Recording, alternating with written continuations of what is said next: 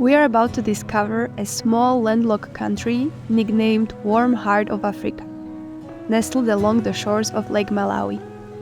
To be honest, we know very little about it beforehand, and we have no idea that Malawi is gonna become one of our favorite countries on our 10-month journey from Cairo to Cape Town.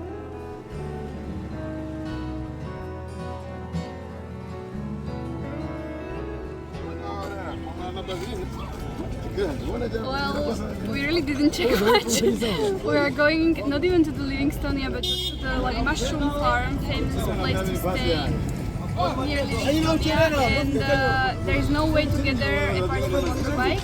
They go through a very dirty road for, he said, 45 minutes. Let's see. It's pretty adventurous.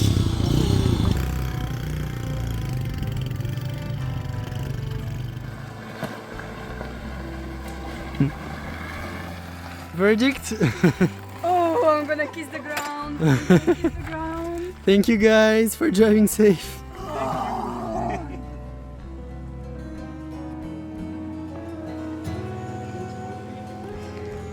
Favorite time of the trip?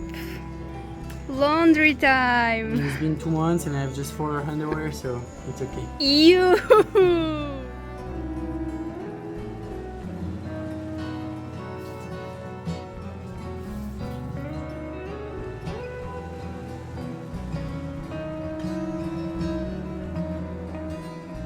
So we're in the mushroom farm right now in Livingstonia, Malawi, and wow, it's such a cool place. Everyone comes here, all the backpackers. It's really like the place not to miss.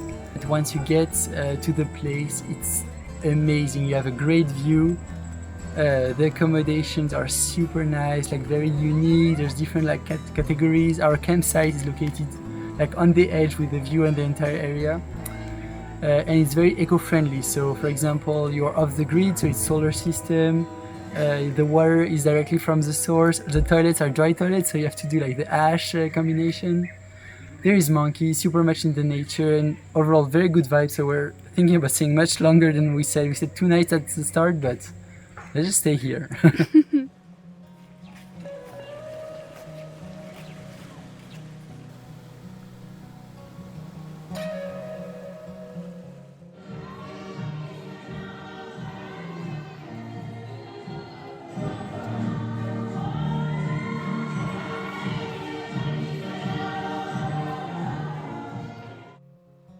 Some travelers made it all the way up to the mushroom farm on their rental car, but they've struggled a lot. We're staying faithful to our motorbike taxi drivers, who are taking us safely down to the main road. And from there, we continue by hitchhiking to Mzuzu.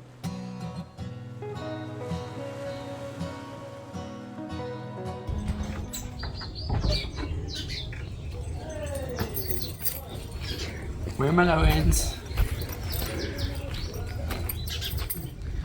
So we're staying with Wonderful, it's our couchsurfing host here in Mzuzu in Malawi. And a super nice guy, he let us have the keys of his flat while he's at work. And we're gonna see what there is to do in this town. He mentioned a nice coffee. We're taking it slow, and tomorrow, Nakata Bay.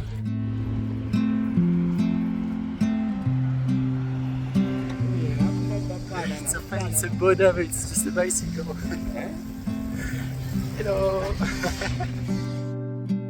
As always, we try to spend as much time as possible with our couchsurfing host, playing board games, hanging out at home, and cooking meals together.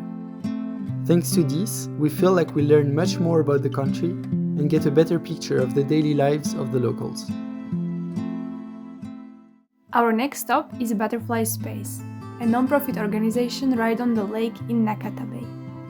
We are staying here for a few days, exchanging our skills for an accommodation with an amazing sunrise view. It's a great place to paddle on the lake during the day and have fun in the evening with other backpackers over beers and quiz nights. What's on the schedule of the day? So today we're going to help Ian write some blog posts about this info center. Ian is the manager of the Info Centrum and Media Room at Butterfly Space. They've been offering for many years resources otherwise unavailable for kids in the area. Ian also visits a remote school once per week to give after-school computer classes to motivated kids. We happily accompanied him to one of these classes, and Paul shared a bit of his experience of being a software engineer. Afterwards, we practiced Word and Excel, trying to show them how these tools can be used in real life, for example, like creating a flyer or a CV.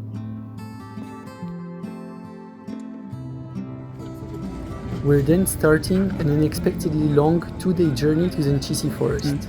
Let's go.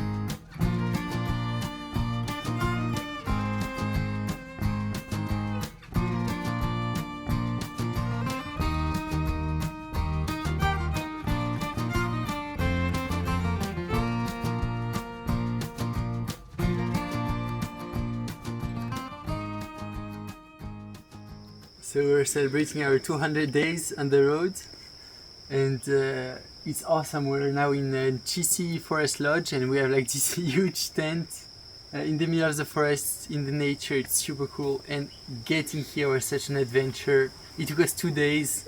We ended up at the police station, but we made it. And it's a change, nice change from our small Decathlon first price tent. Here we have a bed. It's an upgrade. Yeah, it's great. If you want to know why it took us so long and how we ended up at the police station, keep watching until the end of the video. Ntchisi Forest is one of the remaining indigenous rainforests in Malawi. It's a quite remote and peaceful area. We're exploring it through various trails that start directly from the lodge, accompanied by their dogs who know the forest well.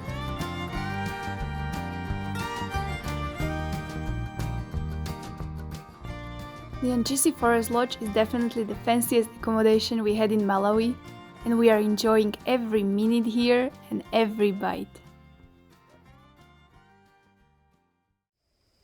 This is the sweetest thing ever. This doggo came at night and he was guarding us the whole night. How was the night? It was good. Being on the edge of the forest like this, it's super special. Just see trees all around. It's wild.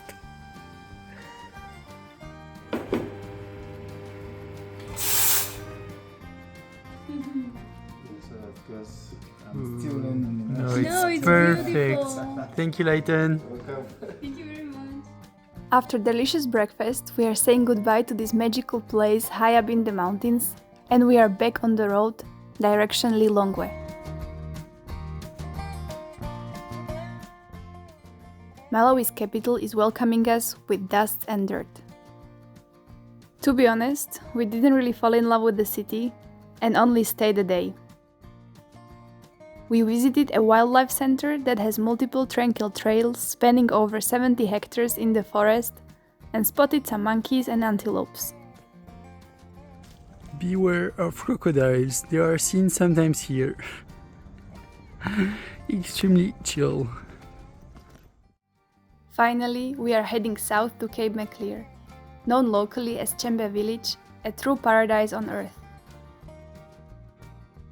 Right after our arrival, we put on our swimsuits and joined the local kids hanging out on the beach.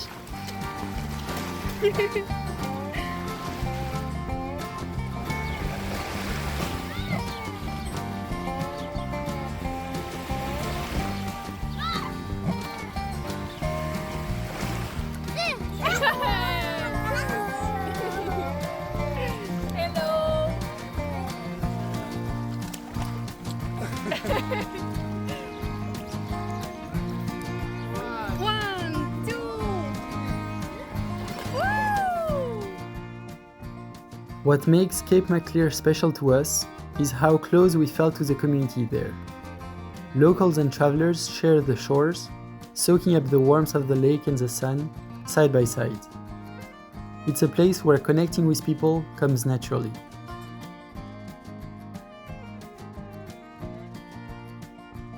I don't know if you realize, but we are basically following the footsteps of the missionaries just in the opposite direction. So first they started here at the Lake Malawi, and then they discovered that there is a lot of mosquitoes around the lake and some of them died because of malaria, and then they were like going up north in a search of safer conditions. Oh my god, the mosquitoes. So yeah, there are the graves of some of them who died, and then others continued to what is today called Livingstonia.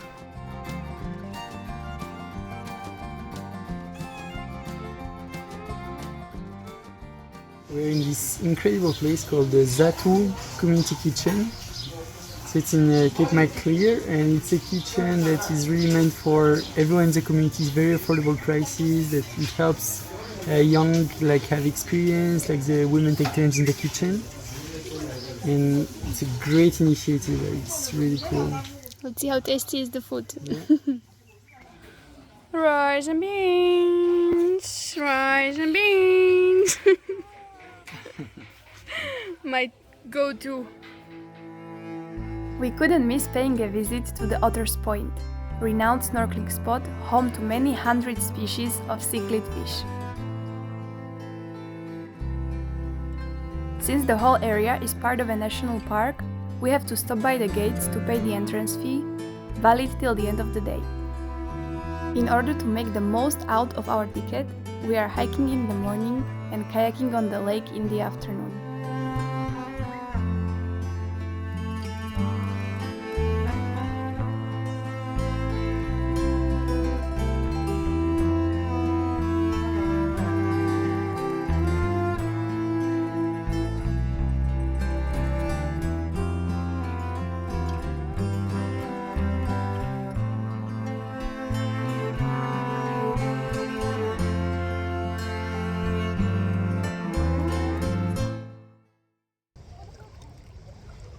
What the fuck? Wow, yeah.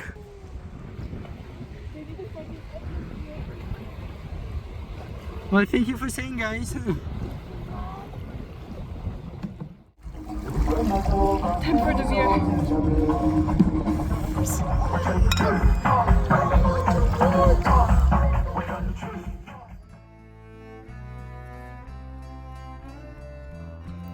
In the middle of the village, a small shop with recycled souvenirs caught our attention. We found a flyer offering a paper-making workshop, and we had to sign up. The workshop is run by Jefferson and his wife, who are welcoming us in their garden and enlightening us to the whole process of paper making. The ingredients are simple: used paper and water.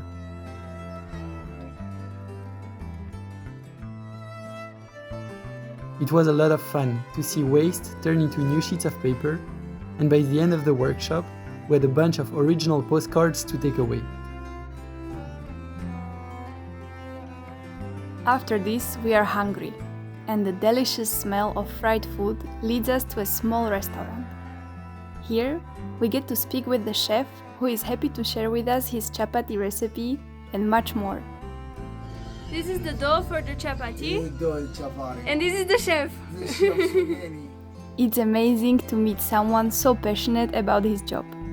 Chef Suneni dreams of a big restaurant with a properly equipped kitchen where he could be experimenting with more recipes that he finds in his second-hand cookbook. We hope to come back one day and see his progress. Where are we going? So we've been invited to visit this place that apparently takes care of kids in the community. They show movies, they have mechanos to build and stuff. We're invited by Mzuzu that has been here for 18 years, taking care of all this space. Yeah, let's see what's there to see. And there is Easter. It's Easter. So today especially it's kind of nice because apparently there is eggs that are hidden in the garden, so we can witness that.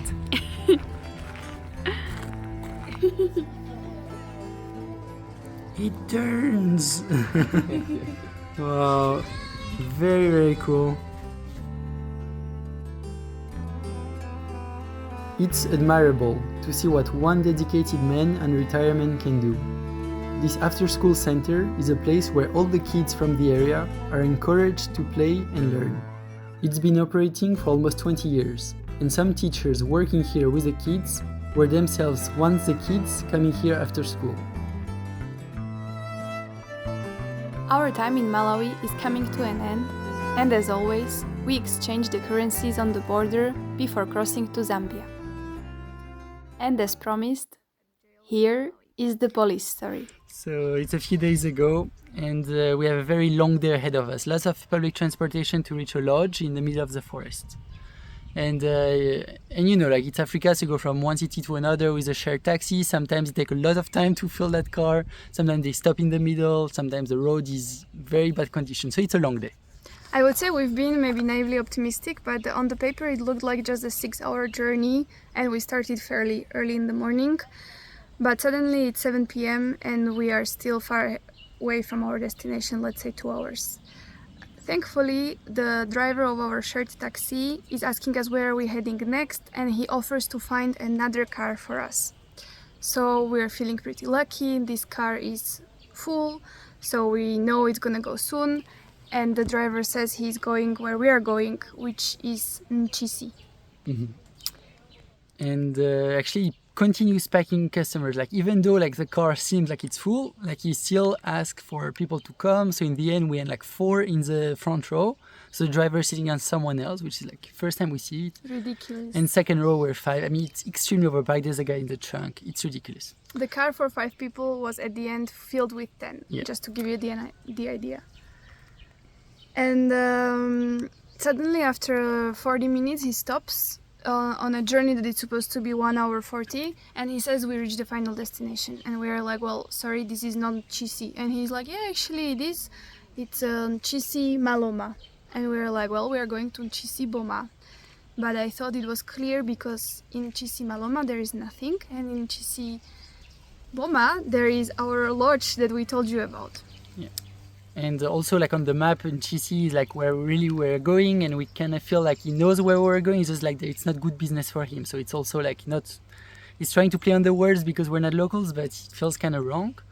And we're like, okay, but we're not going to pay you even like half the way because we never intended to come here. Like this is bullshit. Like also it's 9 p.m. We have nowhere to sleep. We have a lodge waiting for us. So What do we do? yeah, what do we do? This is a problem. And he thinks about it for a while, and then he starts driving. I'm pretty pissed, and I'm just like, okay, talk to me, where are we going? And he's like, to the police. Trying to scare us? I don't know. Yeah, and we're not so scared, and we get to the station where he starts by greeting everyone. So we're like, okay, like he kind of knows the people here, and the guy in charge is asking us to say our problem. So we each say our versions of what's going on, and basically there's 2 things. One, his problem is not getting paid, and our problem is like we don't want to be here. We have a lodge much further, and there's no accommodation in this city. And in we this feel village. scammed with the way how the transportation was handled, and also with not reaching our destination. We're in the middle of nowhere, and it's 10 p.m. And the police tries to solve the first issue, so us paying, and we keep saying no, we're not paying. At some point I'm losing it, and I'm saying, okay, I don't care, I'm gonna be the criminal, put me into jail, at least I have a place to sleep tonight. And they are just laughing. At some point we discover everyone is drunk, so that's also the first time like dealing seriously with policemen in Africa and discovering that they are drunk. Never happened before. And yeah, we're adamant that we're not gonna pay the full fare at least, and the policeman, so like, I mean, it's really funny because we're saying, but this is ridiculous, the car, we're 10, you know it's not safe, you know it's not legal, like you're the policeman, how come you're like amused by this? Like, I know, but they're smart, if they manage to escape the checkpoints, like good for them. Okay, at the end, to make it quick, we arranged that we pay only half the price, and the police nicely accompanied us to a lodge kinda accommodation, a very cheap one for locals, where we spent the night, and the next day we continued our journey. This is a funny story now, I think, but at the moment it was not so funny. Yeah.